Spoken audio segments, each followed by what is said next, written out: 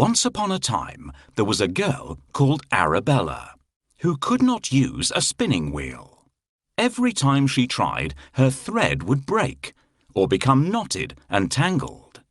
This made her mother very angry. "You are such a useless girl," she would shout at her. "Why can't you spin beautiful flaxen thread like your cousins?" You see, her mother was ashamed of her, because in those days, all girls knew how to spin.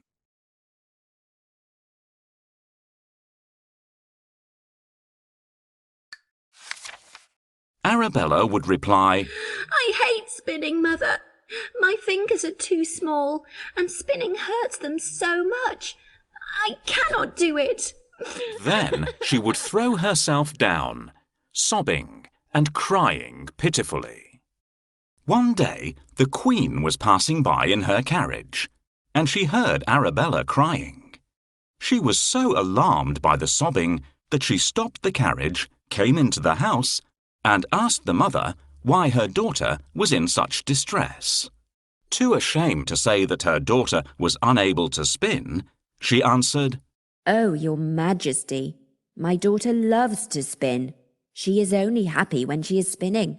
But sadly, there is no more flax to spin, and I cannot afford to buy any." "There is nothing I like better than to hear the humming of a spinning wheel. Let me take your daughter with me to the palace. I have plenty of flax, and she can spin to her heart's delight." The mother had no choice but to let her daughter go. When they arrived at the castle, Arabella was shown 3 rooms piled from top to bottom with the finest flax. "Now, spin me this flax," ordered the Queen. "When you have spun it beautifully into thread, you shall marry the prince, my eldest son." Arabella had charmed the Queen with her gentle ways and delicate appearance. The Queen believed she would make a wonderful bride for Prince Leon. Poor Arabella was terrified. She could not have spun the flax had she sat there day and night for 100 years. When she was left alone, she wept and did nothing.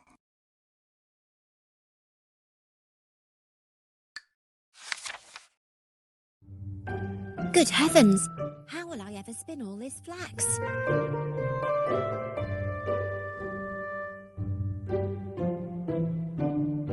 I couldn't spin it all, even if the Queen gave me a year. People have known about flax since the olden days.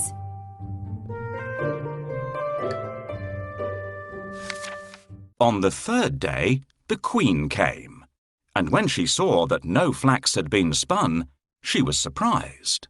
Arabella explained that she was so sad at having left her home that she had not been able to begin. This satisfied the Queen, but as she left, she said, "Now, you must start spinning for me tomorrow." Arabella was left alone and did not know what to do or where to turn for help. She began to cry. How could she escape this impossible task? She looked out of the window, and there she saw 3 strange women coming towards her. The first one had a big, broad, flat foot. The second one had a large lower lip that hung down to her chin. The third one had a flat, fat thumb.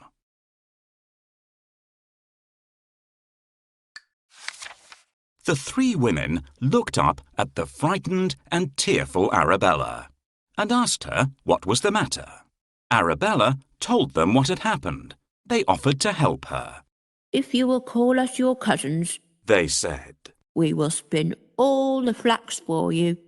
"But you must promise to call us your cousins, not be ashamed of us, and invite us to sit at your wedding table."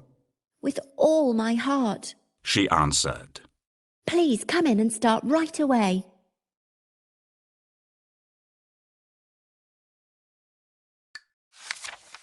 Arabella led them to the first room filled with flax.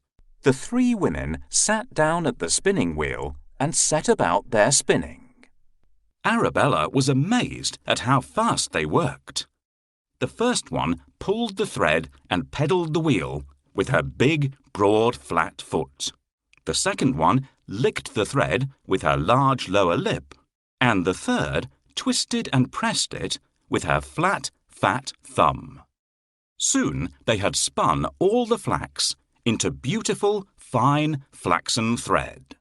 Then they began work on the second room, which was very soon empty. And finally, so was the third. When the job was done, the three strange women said goodbye. Now, Arabella, They said, remember what you have promised us, and it will bring you good luck.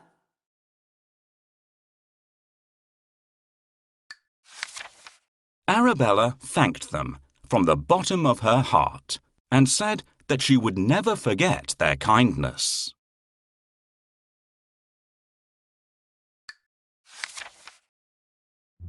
I use the treadle night and day to spin the flax.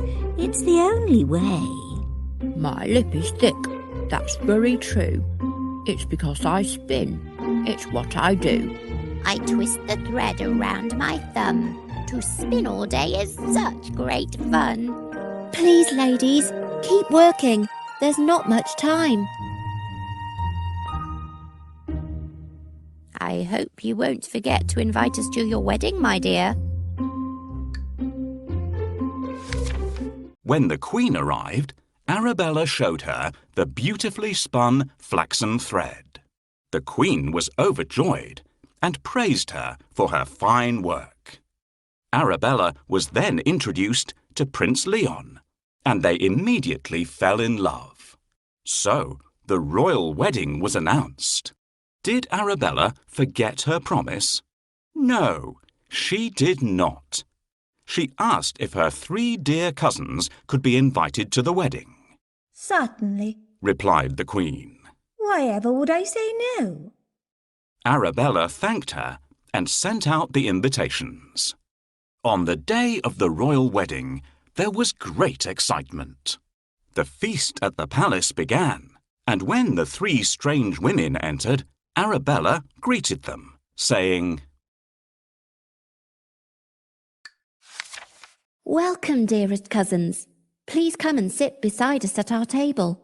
The cousins joined the wedding party, but Prince Leon was shocked by their appearance and asked the first, Why have you such a big, broad, flat foot? From peddling a spinning wheel. She replied. Then he asked the second. Why have you such a large lower lip? From licking the thread. She answered. To the third he asked. Why have you such a flat, fat thumb?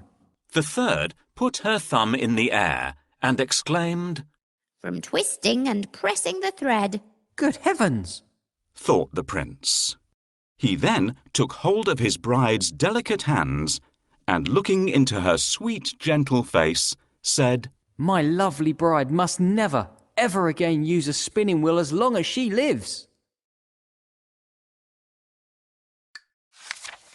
Arabella glanced at her cousins and, realizing her good fortune, smiled to herself.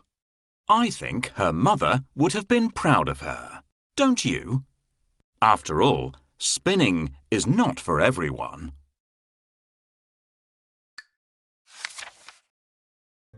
Thank you for inviting us to your beautiful kingdom, dear Prince. What a lucky cousin we have. What a smart and handsome fiancé she has. I'm one of Arabella's cousins. What an honor to meet you. Goodness, look at the size of them.